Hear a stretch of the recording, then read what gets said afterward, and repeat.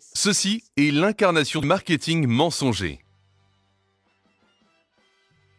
Des milliards de personnes boivent du Coca-Cola quotidiennement. Mais le Coca-Cola ne fait pas partie du régime alimentaire humain. C'est une petite canette remplie de sirop de maïs à haute teneur en fructose. Voici la quantité de sucre sous forme de sirop de maïs que vous donnez à votre organisme quand vous buvez ça. C'est l'une des plus grandes prouesses au monde en termes de marketing à la fois génial et irresponsable. C'est ce qu'on appelle essentiellement un produit pourri-tastique, dont personne n'a besoin et que personne ne désire vraiment. Sauf que Coca-Cola crée ce désir.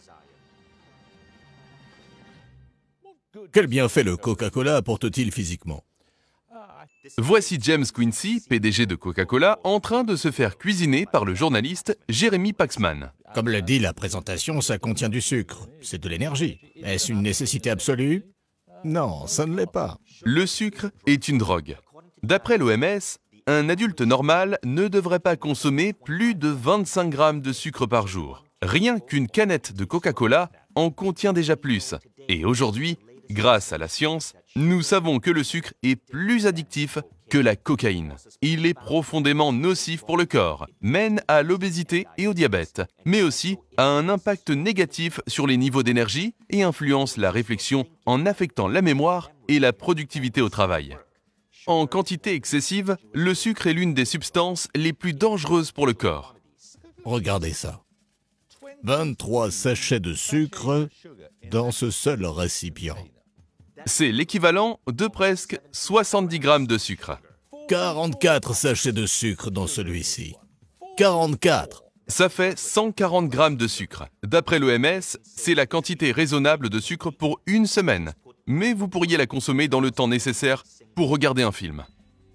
Mais il n'y a pas de sucre dans le Coca-Cola Zéro. Pour remplacer le sucre, des édulcorants artificiels sont ajoutés afin de préserver le goût. Aujourd'hui, nous savons que ces édulcorants sont extrêmement nocifs pour le corps. Nos intestins abritent des milliards de bactéries qui régulent notre métabolisme et nos émotions. Ces bactéries intestinales nous maintiennent en bonne santé et permettent à notre corps de fonctionner normalement. Cependant, les édulcorants artificiels détruisent nos bactéries intestinales. Le Coca Light s'avère même plus nocif que le produit original pourri-tastique chargé en sucre.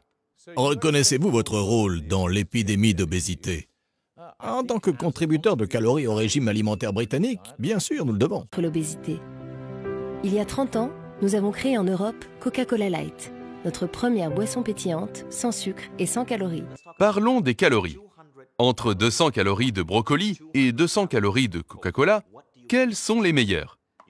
Toutes les calories ne se valent pas.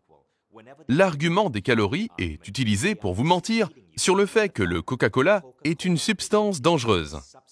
Plus vous pensez qu'une calorie est une calorie, que si vous mangez moins et faites plus d'exercice, alors ça ira. Mais ce n'est pas le cas.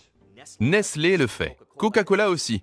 Ils vous font culpabiliser en disant « Tout va bien, buvez notre produit. Et si vous voulez rester en bonne santé, vous n'avez qu'à faire de l'exercice. » Ils associent leur marque à des événements de santé. Mais la science montre que 80 à 90% de votre silhouette n'est pas le résultat de votre activité physique, mais de ce que vous donnez à votre corps. C'est pour ça que nous nous assurons à informer le public. Nous n'essayons pas de cacher les informations relatives aux ingrédients du Coca-Cola classique. Mais vous le faites. Nous les mettons dans les publicités. C'est un mensonge. Ce n'est pas dans leur publicité. Les publicités de Coca-Cola misent sur l'émotion. Elles parlent à votre cœur, répriment votre logique et vos connaissances sur la santé pour que vous achetiez leur drogue.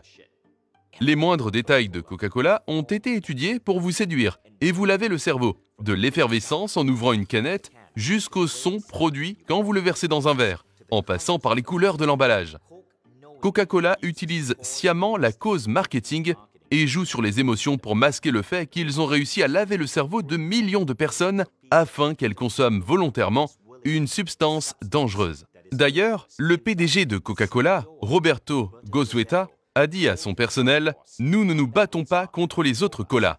Nous devons dominer le marché de l'eau. » Car j'avais soif par temps froid, tout comme j'avais soif par temps chaud. Et quand j'avais soif, je pensais au Coca-Cola. En hiver, vous essayez de me vendre quelque chose. Alors, agissez. Améliorez la santé des gens dont vous vous souciez. N'hésitez pas à partager cette vidéo. Vous pouvez même la raccourcir, l'éditer, la doubler, la traduire dans votre propre langue, la mettre en ligne sur votre propre canal de YouTube, Facebook ou Instagram, mais aider à faire passer le message.